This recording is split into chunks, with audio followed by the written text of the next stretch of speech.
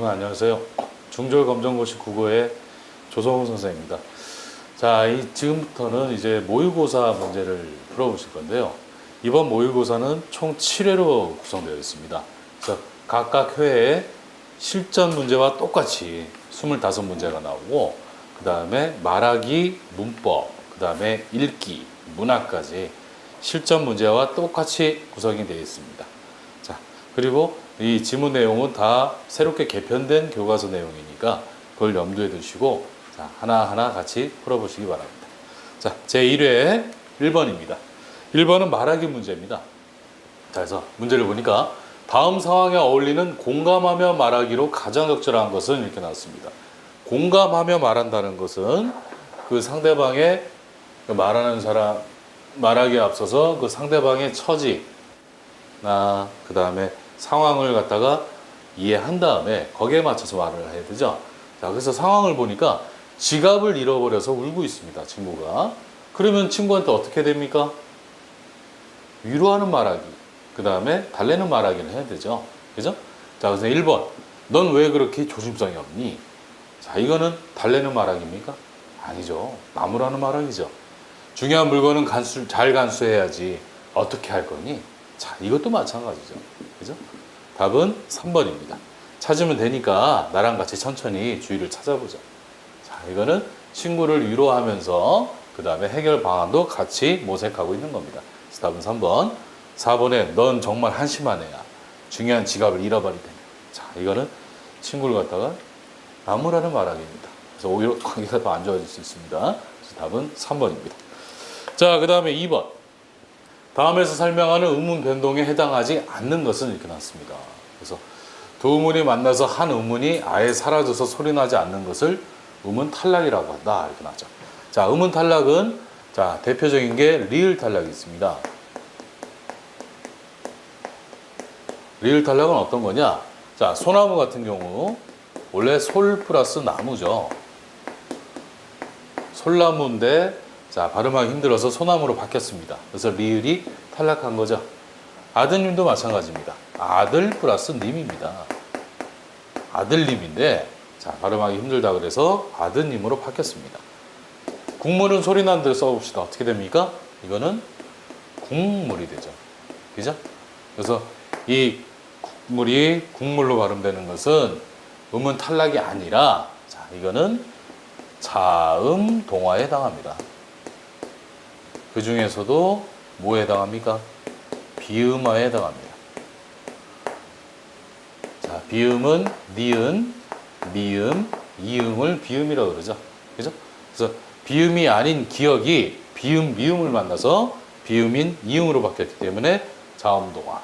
그 중에서도 비음어라고 합니다. 자, 나날이 같은 경우도 날 플러스 날이죠. 그죠? 날인데 날라리가 힘드니까 나날이로 바뀌었습니다. 그래서 리을이 탈락했습니다. 자, 그래서 답은 3번입니다. 자, 그럼 3번. 밀추친 단어와 품사가 다른 것은 보겠습니다. 자, 기차는 이미 출발하고 없었다. 여기서 이미라는 말은 뭘 꾸며주고 있습니까? 출발이란 말을 꾸며주고 있죠. 그죠? 자, 근데 출발의 품사를 보니까 명사입니다. 명사를 꾸며주는 거. 명사, 대명사, 수사 이런 체언을 꾸며주는 말은 뭐라 그럽니까? 관형사라고 그러죠. 그죠? 자, 그러면은 우린 이 보기 1번부터 4번 중에서 관형사가 아닌 걸 한번 찾아보겠습니다. 자, 1번 보니까 새 가방을 메고 가니 기분이 좋았다 할 때 새라는 말은 가방을 꾸며주고 있죠. 가방 역시 명사입니다. 그래서 1번도 관형사가 사용됐습니다. 2번에 새로운 짝은 대체 어떤 친구일까 할 때 어떤 이라는 말도 친구란 말을 꾸며주고 있죠. 그죠? 그래서 이것도 관형사입니다. 그 다음에 3번에 오늘은 비가 와서 등교 시간에 많이 늦었다 할 때 많이라는 말은 늦었다를 꾸며주고 있죠. 근데 늦었다는 명사입니까? 아니죠. 형용사죠. 상태를 나타내는 형용사죠. 그죠? 자, 이렇게 동사나 형용사 이런 용어를 꾸며주는 말은 뭐라 그럽니까? 부사라 그러죠. 그래서 많이는 부사입니다. 그 다음에 4번 민서는 교복이 너무 커서 불만이라고 항상 투덜거렸다. 자, 커서 불만이다 할 때 커서라는 말은 불만이라는 또 명사를 꾸며줍니다. 자, 그래서 이거 역시 관형사죠. 자, 이렇게 봤을 때 밀추친 단어와 품사가 다른 것은 몇 번입니까? 답은 3번입니다. 아시겠습니까? 자, 그래서 이 형용사와 관형사를 구별하는 거 이런 문제도 많이 나옵니다. 그래서 꼭 알아두시기 바랍니다. 자, 그 다음에 4번 밀추친 부분이 관용어로 쓰이지 않은 것은. 자, 관용어는 습관적으로 쓰는 말이죠. 그죠? 예부터 내려오는 습관적으로 쓰는 말입니다. 그래서 이 글자 그대로의 의미와는 다른 의미를 갖고 있는 게 관용어입니다. 자, 그래서 영민이와 진호는 물 위의 기름처럼 앙숙이다 이렇게 나왔는데, 물 위에 기름이 떠 있잖아요. 그죠? 그래서 물 위의 기름이란 말은 서로 어울리지 못한다, 서로 사이가 안 좋다, 이런 걸 뜻하는 관용어입니다. 그 다음에 2번에 빨간 티셔츠를 온수로 빨았더니 물이 빠졌다. 물이 빠졌다는 건 염색한 그 색감이 빠졌다는 얘기죠. 그죠? 근데 물이 빠졌다는 관용어가 아니고 이거는 사전적 의미입니다. 그 다음에 갑자기 쏟아진 소나기로 내 모습이 물에 빠진 생쥐 같다. 자, 물에 빠진 생쥐 같다는 것은 무엇에 흠뻑 젖었을 때 모습을 뜻하는 관용어입니다. 그 다음에 선생님이 갑자기 교실의 문을 열자 우리 반은 물을 끼얹은 듯 조용해졌다. 물을 끼얹은 듯 역시 갑자기 조용해질 때를 의미하는 관용어입니다. 자, 이렇게 봤을 때 답은 2번이죠. 자, 그 다음에 5번 보시겠습니다. 다음 중 높임의 종류가 나머지와 다른 것은 이렇게 나왔습니다. 1번 보니까 할아버지께서 아침 일찍 나가셨다. 깨서 나가셨다 이렇게 나왔습니다. 자, 이거는 주체 높임이죠. 삼촌이 할머니께 문화 인사를 올렸다. 자, 여기서 문장의 주체는 삼촌이지만 삼촌을 높이고 있는 게 아니라 객체인 할머니를 높이고 있죠. 자, 그래서 2번은 객체 높임입니다. 그 다음에 3번 고모부께서 내게 생일 선물을 주셨다. 내께서 주셨다. 이거 역시 주체 높임. 그 다음에 할머니는 항상 오후만 되면 시장에 가신다. 뭐 할머니는 해도 되고 할머니께서는 해도 됩니다. 자, 시장에 가신다 그랬으니까 이거 역시 주체 높임입니다. 자, 그래서 답은 2번입니다. 아시겠습니까? 자, 그 다음에 6번 보시겠습니다. 아래에 해당하는 언어의 기능으로 적절한 것은. 상대방에게 특정 반응이나 행동을 요구하는 것은 뭡니까? 시키는 거죠. 시키는 건 무슨 기능입니까? 명령적 기능이죠. 그죠? 그래서 6번의 답은 1번입니다. 자, 그 다음에 7번부터 8번. 다음 글을 끄물으면 답하시오. 그래서 기억 부분은 우리 고장의 지명유래에 대해서 알아보기 위해서. 그 다음에 니은은 지명유래의 유형, 변화 과정. 디귿은 2016년 몇 월 며칠부터 몇 월 며칠까지. 그 다음에 리을은 도서관에서 지명과 관련된 책을 찾아보고 인터넷을 검색해서 관련 내용을 조사하고 지명과 관련된 동영상을 시청한다 이렇게 나왔는데, 자, 이 기억에 제목을 넣는다면 조사 뭐가 되겠습니까? 조사 목적 혹은 조사 이유가 되겠죠. 그죠? 혹은 조사 동기가 되겠죠. 그 다음에 자, 니은은 뭡니까? 조사 내용이죠. 그 다음에 3번 디귿은 조사 기간. 그 다음에 리을은 조사 방법이 되겠죠. 그죠? 자, 그러면은 문제를 보시겠습니다. 7번입니다. 윗글은 보고서 작성을 위한 메모의 일부이다. 기억부터 리얼에 들어갈 내용으로 적절하지 않은 것은 기억은 조사 목적 혹은 동기 맞죠? 리얼은 조사 비용이 아니라 뭡니까? 조사 내용이죠. 내용. 비용이 아니고. 자, 그 다음에 디귿은 조사 기간. 그 다음에 리얼은 조사 방법입니다. 자, 그렇게 봤을 때 답은 2번입니다. 자, 그 다음에 8번. 보고서를 쓸 때 지켜야 할 쓰기 윤리로 적절한 것은. 자, 보고서를 쓸 때 어떻게 써야 됩니까?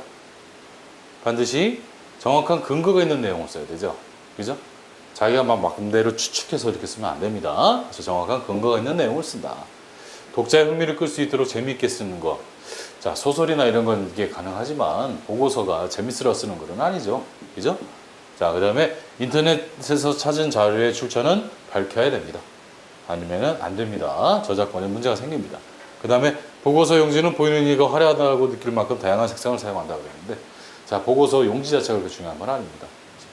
내용이 중요한 거죠. 자, 그래서 답은 1번입니다. 자, 그 다음에 9번부터 11번까지는 수필입니다. 성석재. 자전거가 어느 날 자전거가 내 삶에 들어왔다. 내 삶 속으로 들어왔다라는 글인데요.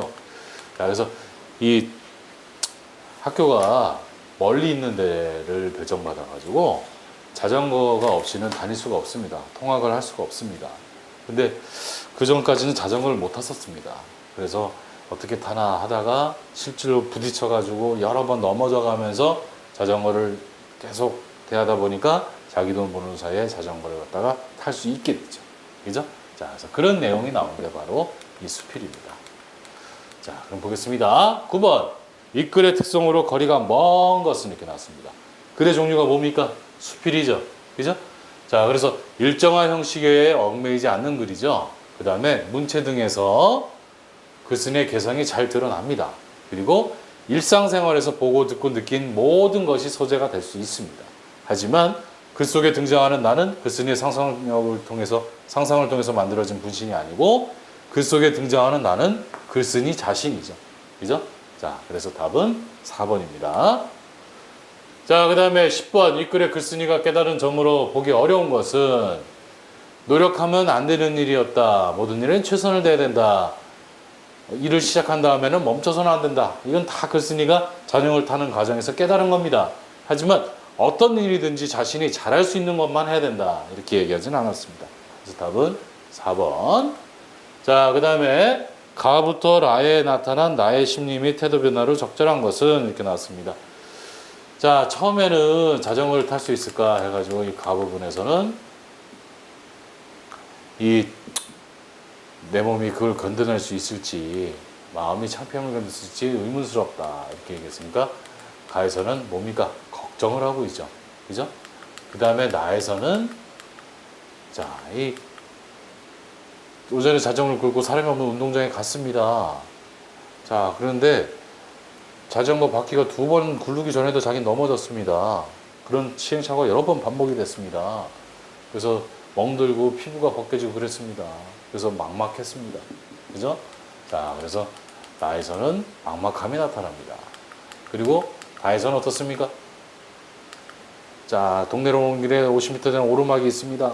오르막에 가다가 자, 오르막에서 반대로 내리막을 내려가면은 자전거를 쉽게 탈 수 있지 않을까 이런 생각이 들었습니다. 자, 그래서 다에서는 넘어지지는 않을까 긴장감을 느끼고 있어. 그죠? 그 다음에 마지막 라에서는 자전거가 신나게 내려갑니다. 그러면서 드디어 자전거를 타게 됐습니다. 그래서 자신감을 느끼고 있습니다. 자, 이렇게 봤을 때 답은 1번입니다. 아시겠습니까? 자, 그 다음에 12번부터 14번까지는 안도현의 제비꽃에 대하여 라는 시입니다. 그래서 자, 이 보면은 한 행이 다 2줄씩 돼 있죠. 한 연이 다 2행씩 돼 있죠. 그리고 비슷한 구절이 반복되어 있고요. 그리고 이 허리를 굽힐 줄 아는 사람이라는 것은 사소한 것에도 가치를 발견할 수 있는 사람입니다. 그런 사람들은 이 길가에 그냥 피어있는 제비꽃을 보면서 관심을 가지면서 제비꽃을 통해서 사랑을 갖다가 발견할 수도 있습니다. 모든 게 다 그렇다는 겁니다. 그죠? 그러니까 사소한 일에 가치를 발견할 수 있는 사람은 이 사랑의 의미도 제대로 알 수 있다. 이런 이야기를 하는 시가 바로 이 시입니다. 자, 그럼 보겠습니다. 12번. 윗글에 대한 설명으로 적절하지 않은 것은 이렇게 나왔는데요. 자, 비슷한 구조의 문장을 반복하고 있습니다. 하지만 청각적 이미지를 통해서 시대 배경을 설명하고 있지는 않습니다. 자, 그리고 이행이 한연을 이루어졌고요. 일상적인 말투를 사용했습니다. 자, 그래서 답은 2번입니다. 기억의 의미로 적절한 것은, 자, 그래서 기억은 허리를 낮출 줄 아는 사람입니다. 허리를 낮출 줄 아는 사람이라는 것은 이렇게 굽혀가지고 제비꽃을 볼 수 있는 사람이죠. 그런 사람은 어떤 사람입니까? 운동을 잘하는 사람입니까? 움직임이 빠른 사람입니까? 아니면은 경험이 많고 모든 일에 능숙한 사람입니까? 자, 여기서 의미하는 것은 4번이죠. 그죠? 사소한 것에도 가치를 찾아낼 줄 아는 사람입니다. 자, 그래서 답은 4번. 자, 그 다음에 14번 보시겠습니다. 14번. 자, 다음 중 니은의 의미와 가장 유사한 것은 이렇게 나왔는데, 니은을 보니까 사랑이란 그런 거야. 사랑이란 그런 거야. 이렇게 얘기했습니다. 자, 이건 뭡니까? 사랑하는 사람한테 자주 관심을 나타내는 겁니까? 모든 것을 희생하는 겁니까? 제비꽃을 발견할 줄 아는 사람은 아주 사소한 것에도 의미와 가치를 찾을 수 있는 사람입니다. 사랑이 그렇다고 시인은 얘기하고 있죠. 자, 그래서 사랑하는 사람의 사소한 것에도 의미와 가치를 찾는 거, 그런 것이 바로 사랑이다. 이렇게 얘기하고 있습니다. 자, 그래서 답은 3번입니다. 자, 그 다음에 15번부터 17번까지 감기에 대해서 나왔습니다. 그래서 감기, 원인, 그 다음에 이 독감과의 차이, 뭐 이런 것에 대해서 설명하고 있습니다. 자, 그러면은 보겠습니다. 15번. 윗글을 읽는 방법과 거리가 먼 것은 이렇게 나왔는데, 자, 이 위에 글은 설명문입니다. 설명문을 읽는 방법으로 적절하지 않은 것 찾아봅시다. 몇 번입니까? 딱 봐도 답이 나오죠? 1번이죠. 서술자의 심리 변화에 주목해서 읽는다 그랬는데, 서술자의 심리 변화에 주목하는 것은 소설 같은 작품이 여기에 해당했습니다. 자, 그래서 답은 1번. 자, 이 글의 내용과 일치하는 것은, 자, 감기의 바이러스는 아직 찾지 못했다 그랬는데, 바이러스가 한 100가지 정도가 된다고 나왔습니다. 자, 독감이 심해지면은 기관지염이나 폐렴으로 발전한다. 맞습니까? 아닙니까? 맞죠? 그죠? 독감이 너무 심해지면 기관지염이나 폐렴이 되겠죠. 자, 콧물, 기침, 재채기는 독감에만 나타나는 게 아니라 감기에도 나타납니다. 자, 겨울철에는 추위로부터 몸을 보호하기 위해서 면역력이 강해지는 게 아니고 약해지는 거죠. 그래서 감기에 걸리게 되는 거죠. 자, 그래서 답은 2번입니다. 자, 그 다음에 라의 주요로 사용된 설명 방식으로 적절한 것은 이렇게 나왔는데, 자, 라 같은 경우는 뭘 얘기하고 있습니까? 감기와 독감의 차이점에 대해서 이야기하고 있죠. 자, 그러면 차이점, 둘 이상의 차이점 갖고 살펴보는 건 뭡니까? 바로 대조죠. 그죠? 자, 그래서 답은 3번입니다. 자, 그 다음에 18번부터 20번까지 조선시대 사람들의 평균 키라는 그런 설명문입니다. 이것도. 자, 그래서, 조선시대 조상들의 평균 키는 남아있는 유골을 토대로 해서 넙다리 뼈를 갖다가 재가지고 그것의 비율을 갖다가 연산해서 그래서 유추해가지고, 자, 남자는 160.1이고 여성은 148.9라는 그런 평균키를 추측해낼 수가 있었습니다. 자, 그래서 이번 연구는 이 공식적으로 처음으로 발표한 거죠. 그죠? 자, 그래서 나에서는 이제 추측하는 방법에 대해서 설명했습니다. 자, 그러면 보겠습니다. 18. 윗글의 내용과 다른 것은 이렇게 나왔는데요. 조선시대 남녀 평균키를 연구한 결과가 나왔죠. 그죠? 조선시대 남녀 평균키는 여러 차례 연구 대상이 되었다. 이렇게 나왔는데, 처음으로 나왔다라는 말이 나왔습니다. 그래서 답은 2번. 자, 그 다음에, 그래서 남녀 평균키를 조사한 결과가 나온 건 처음이었고요. 15에서 19세기 조선시대 성인 남녀의 유골을 토대로 평균키를 분석했죠. 자, 19번. 윗글을 쓴 목적으로 알맞은 것은 몇 번입니까? 독자에게 감동을 주기 위해서 그렇습니까? 아니면 독자를 이해시키기 위해서 그렇습니까? 오랫동안 궁금했던 상대방의 안부를 묻는 겁니까? 아니면 자기의 생각을 반성하기 위해서 그렇습니까? 답은 2번이죠. 그죠? 설명문은 독자를 이해시키는 글이죠. 자, 20번. 기억에 들어갈 말로 가장 적절한 것은, 자, 조선시대 사람들의 평균 키가 무엇인 연구 결과로 발표된 건 처음이라고 그랬습니까? 자, 이거는 개인적인 게 아니고 공식적인 거죠. 공식적. 자, 그래서 답은 2번이 제일 맞습니다. 여러 사람이 공인한 게 바로 공식적인 거죠. 자, 그래서 답은 2번입니다. 자, 23번부터 25번까지는, 21번부터 23번까지는 소설입니다. 소설, 하근찬의 신종이 수염이라는 소설입니다. 자, 그래서, 자, 6.25가 우리 일반 백성들한테 끼친 그런 영향에 대해서 나타낸 작품인데요. 자, 이 소설의 주인공은 소년입니다. 동길이라는 소년인데, 동길이 아버지가 원래 목수하시던 분인데, 6.25 전쟁이 일어나서 노무자로 끌려갔습니다. 그러니까 노무자는 군인은 아니고, 군인들이 전투할 때 옆에서 도와주는 사람. 예를 들어가지고, 이 포탄을 날라주거나, 식량을 날라주거나, 이런 사람들이 노무자입니다. 6.25때 실제로 강제적으로 노무자로 끌려가신 분들이 되게 많았었어요. 그래서 아버지는 노무자로 끌려간 소식이었고 동길이는 집에 돈 버는 사람이 없으니까 이제 학비를 보내서 학교에서 쫓겨날 정도입니다. 자, 근데 어느 날 아버지가 살아서 돌아오셨습니다. 그런데 한쪽 팔이 없어졌습니다. 그래서 목수하시던 분이 팔이 없으니까 어떻게 삽니까, 이제? 그죠? 자, 그래서 어떻게 사야 될지 모릅니다. 그래서 막막합니다. 그래서 아버지가 가족들을 위해서 체면, 뭐 자존심 이런 거 다 버리고 극장 광고판을 메고, 자, 그 얼굴에는 광대 문장을 하고 흰 종이로 만든 수염을 붙이고 인간 광고판이 됐습니다. 그래서 자, 여기 마지막 부분에서는 자, 우연히 길에서 자기 아버지를 봅니다. 깜짝 놀랐습니다. 아버지가 저거 하고 있는지 몰랐습니다. 그런데 이 같은 반에 이 창식이란 놈이 아버지를 갖다가 놀리고 있었죠. 그죠? 이 흰종이 수염했는데 그걸 짝대기로 막 건드리면서 야, 이거 가짜다 막 이렇게 종이로 만든 거다 뭐 이래가지고 이제 동길이가 그냥 눈에 화서 불이 나가지고 마지막 부분 보면은 창식이를 엎어뜨리고 뒤지게 팹니다. 그러면서 끝납니다, 이 소설이. 자, 그래서 보겠습니다. 21번 육글에 대한 설명으로 적절한 것은 이렇게 나왔는데, 자, 소설이죠. 소설의 특징을 적절한 거 보겠습니다. 글쓴이가 자신의 체험을 기록했습니까? 동길이가 쓴 겁니까, 이거? 아니죠. 자, 현실에 있음직한 일을 꾸며서 완성한 거죠. 자, 그래서 답은 2번입니다. 실존 인물의 일화를 토대로 감동을 주고 있다고 했는데, 이 실존 비슷한 사람이 있을 수는 있었겠지만 동길이랑 동길이 아버지 이런 사람이 다 실존한 사람은 아닙니다. 작가가 허구적으로 꾸며낸 인물입니다. 그래서 답은 3번 틀린 거고요. 무대 상영을 전제로 하는 건 연극이죠. 그죠? 그래서 연극의 대본은 희곡이죠. 근데 이거는 소설입니다. 그래서 4번 아닙니다. 그래서 답은 2번입니다.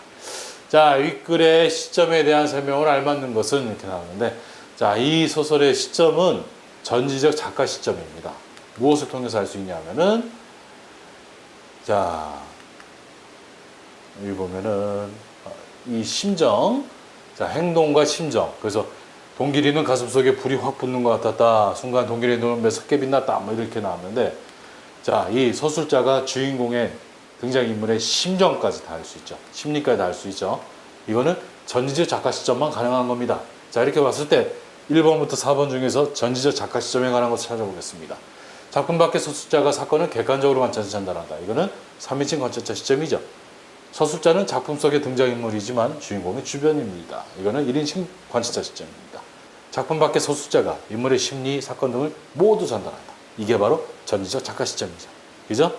자, 서술자가 작품 속의 등장인물로서 자신을 둘러싸인 이야기를 하는 주인공이다. 이건 1인칭 주인공 시점이죠. 자, 그래서 답은 3번입니다. 23번, 기억과 니은에 나타난 동길의 심리를 적절한 것은? 자, 기억에서는 이 인간 광고판이 아버지라는 사실을 알고서 가슴이 철렁 내려간 거죠. 그죠? 니은에서는 아버지를 놀리는 창식이를 보고 화가 난 겁니다. 그래서 자, 기억은 놀라고 있고 니은에서는 분노를 느끼고 있죠. 그죠? 자, 그래서 답은 2번입니다. 자, 그 다음에 24번부터 25번까지는 완득이라는 영화의 시나리오입니다. 자, 그래서 원래는 소설로 유명했는데요. 이 영화로 제작돼서 유아진이 완득이 역할로 나와서 흥행에도 성공했던 작품이죠. 그죠? 자, 그래서 이 다문화 가정 문제에 대해서 이야기하는 그런 작품이다. 이렇게 생각하시면 됩니다. 그래서 이 완득이는 아버지는 한국 사람이지만 엄마는 필리핀 사람입니다. 엄마가 아버지랑 떨어져서 살았죠. 오랫동안. 그래서 자, 이 완득이는 엄마도 모르고 있다가 나중에 엄마를 알게 됩니다.